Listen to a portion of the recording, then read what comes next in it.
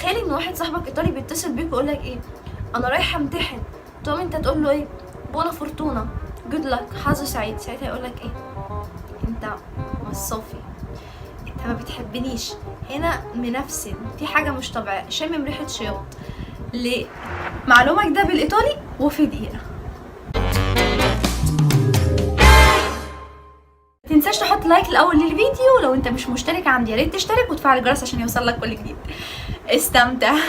الطلاينة بشكل عام لما بييجوا يشجعوا بعض مش بيقولوا بونا فورتونا او حظ سعيد، ده بيستخدموا تعبير مؤثر اكتر، مشجع اكتر، غريب اكتر.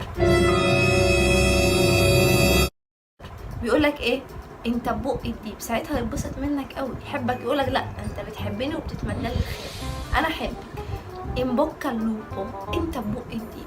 بترد مش بتقول شكرا، بتقول لا كريب اللوبو. يعني كريب اللوبو لو خش اكسر، اقصف جبهة، بهدل الديب. التعبير ده ليه اكتر من اصل او ليه اكتر من قصة. القصص اللي جذبتني قصة الذئب اللي تم انقاذ رومولو وريمولو على يده. طيب رومولو وريمولو ده واحد فيهم مؤسس روما، وده بيرجع للسيمبولو بتاع روما، تمام كده. طيب إيه، ان هو تم انقاذ حياتهم من خلال ديبة رضعتهم وربتهم. فانت لما تبقى انت ببق الديب، انت خلاص كده انا بتمنى لك الانقاذ، الامان، اتسترا اتسترا.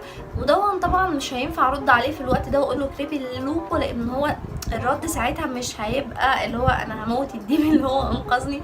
فده احتمال مثلا لو القصه دي حقيقيه، بس في قصص تانية كتير. انت ايه رايك؟ اعمل سيرش حلو كده على الموضوع ده وديمي ان بوكا اللوبو.